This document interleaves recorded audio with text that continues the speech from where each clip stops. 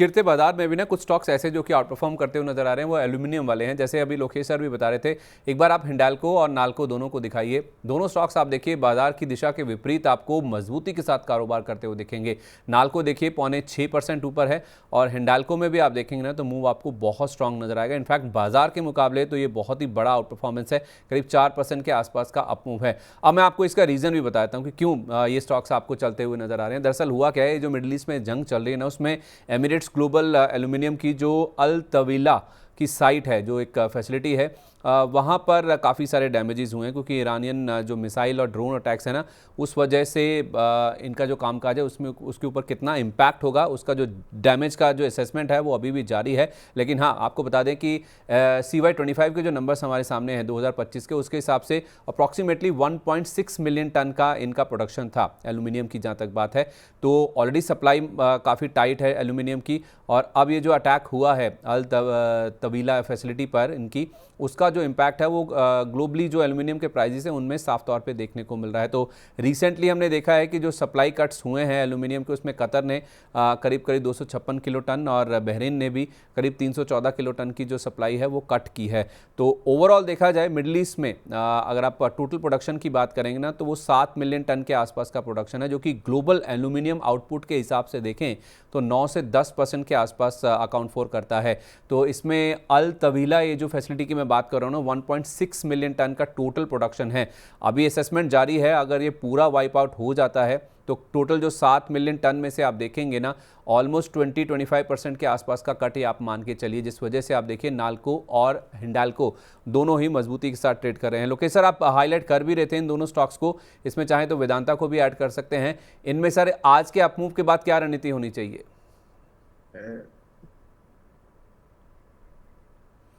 I think Lokesh जी से संपर्क नहीं हो पा रहा है। मुझे पूछ रहे हैं? सॉरी, हाँ मैं मिस सर, कर दिया। मैं आपसे पूछा था सर, ये हिंडाल्को और नाल्को के ऊपर आपकी राय सर, ये जो न्यूज़ फ्लो डेवलप हो रहा है उसके हिसाब से। सर ये शॉर्ट टर्म के तो पॉजिटिव है, बट मैं एक चीज जरूर बोलना चाहूंगा। वापिस आपको सिर्फ स्ट्रॉन्ग स्टॉक पे रहना है अगर लेना है तो, और हिंदाल्को, वेदांता या नाल्को तीनों स्ट्रॉन्ग है। आप थोड़ा सा इसको लंबे चार्ट पे, 3 महीने के चार्ट पे देखें तो आपको समझ में आएगा निफ्टी कहाँ जा रहा है और ये स्टॉक कहाँ जा रहा है। एक दिन के न्यूज में मैं बात नहीं कर रहा हूँ, बट 3 दिन के पॉइंट, 3 महीने के चार्ट में आप देखोगे तो आपको नेट नेट पॉजिटिविटी दिखेगा। आप लास्ट अगर 15-20 दिन में देखोगे तो हिंदाल्को जो है 950-60 रुपए से टूट के 900 रुपए आया, 860-70 गया, अभी वहां से 900 रुपए है। तो रेंज है 40-50 रुपए टूटा है ऊपर के लेवल से, अपने टॉप से 52 हाई से। तो वो कितना परसेंट है? वो परसेंटेज अगर देखोगे सर, वो 7-8% है। निफ्टी 14% टूट गया ऊपर के लेवल। अगर पूरे 3 महीने का निफ्टी देखोगे तो 13-14.5% टूटा हुआ है। वहीं हिंदाल्को देखोगे 8%, 8.5% टूटा हुआ है। तो ये रिलेटिव स्ट्रेंथ दिखाता है स्टॉक का, टूटा जरूर है, रिलेटिव में ज्यादा स्ट्रॉन्ग है। सेम आपको नाल्को में दिखेगा, सेम आपको वेदांता में दिखेगा।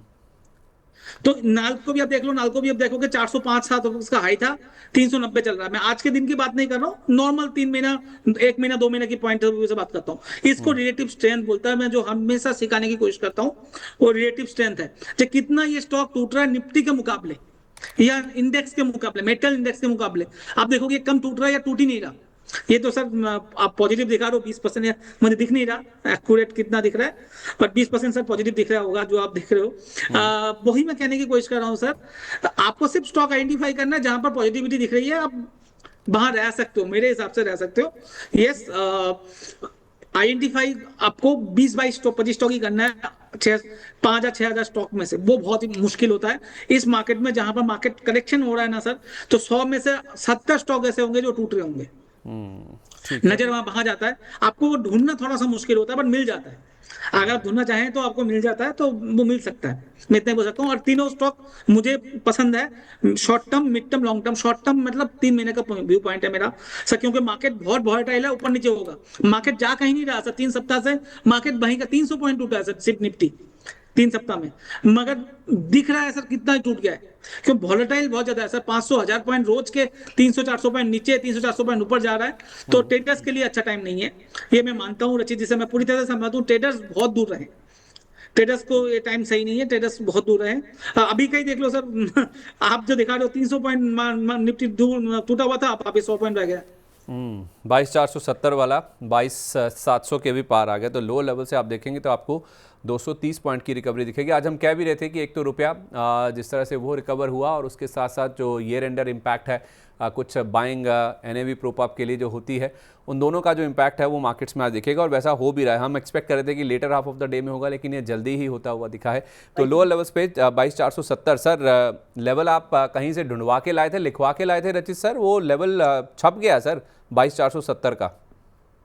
नहीं सर, देखिए कई कबार होता है जब मेरे जैसा आदमी सही हो जाता है तो खुशी जरूर मिलती है सर। बट उस खुशी के साथ एक दुख भी अटैच कर देता हूँ सर। ये जो एक्सपायरी मूव है, ये कवरिंग है, इसमें एक ही चीज बोलूंगा, एग्जिट करिए। क्योंकि हो सकता है सेकेंड हाफ में आपको एक अच्छा सेलिंग प्रेशर मार्केट पे आता हुआ दिखे और हम नए लोज की ओर कूच करते हुए दिख सकते हैं। तो ये एक हमने प्री मार्केट अजम्पशन था, कुछ लेवल्स थे जिसके हिसाब से एक स्ट्रक्चर हमने समझा था निफ्टी जिस तरीके से मूव करेगी। आप देखिए बैंक निफ्टी भी रिकवरी कर रही है उन्हीं लेवल से। Again I will put it, please try and exit at higher levels. इसको देख के एग्रेसिव बाइंग पोजीशन मत बनाइएगा। एक चीज और ऐड कर देता हूँ सर, अभी मतलब 30 सेकंड लूंगा, ज्यादा लंबा नहीं बात करूँ अभी। Sir I was out for this half of last week और ट्रैवलिंग थी। और सर क्लियर केस है कि आपको ये जान के बड़ा स्ट्रेंज लगेगा, in the entire belt of Uttarakhand and specifically if we talk about Rishikesh, the LPG supply has completely stopped. So, because I was out for a trip with my family, जहां हम रुके हुए थे वहां पे भी they were cooking on inductions।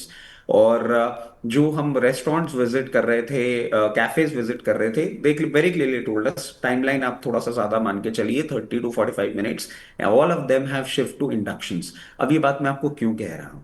ये बात मैं इसलिए कह रहा हूं आपको कि जब हमारे ऊपर ऐसे कंस्ट्रेंट्स आते हैं ना, वी लुक फॉर ऑल्टरनेटिव्स।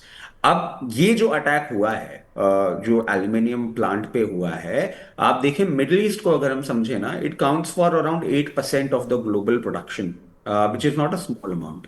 अगर इसी तरीके से सिचुएशन बनती रही, then we will look for some alternatives of aluminium. Difficult to find but not, human brain how they innovate. ये मैं बात क्यों कह रहा हूं सर? ये मैं क्लियर केस सिर्फ इसलिए कह रहा हूं कि अभी आप जिस स्ट्रक्चर को आइडेंटिफाई करने की कोशिश करेंगे, वो स्ट्रक्चर ही अगर डिमोलिश हो गया ना, तो you will go and you will be hit hard. So understand the situation. Global meltdown है, क्या हिट होगा क्या नहीं होगा, कौन सा मेटल, कौन सी एनर्जी स्पेस चलेगी, कौन सी इंडस्ट्री बचेगी, it is too difficult to say. वापस एक चीज बोलूंगा सर, यूरोप एक्टिवेट हो सकता है, एक और स्ट्रेट ब्लॉक हो सकता है रशिया की तरफ से। और sir it is not very difficult for us to understand, Iran के अटैक्स रुक नहीं रहे। इतना लंबा पैसेज अगर ईरान कर रहा है, there is a point of supply जो अभी तक आइडेंटिफाई नहीं हो रहा है, और वो कौन एक लीक सप्लाई कर रही है वो भी हमको बहुत जल्दी देखने को मिलेगी। और जब वो होगा ना, तो वो भी ट्रम्प साहब के रेडार पे आएगा। ये एम्पलीफाई होगा, ये वॉर अभी नहीं रुक सकता।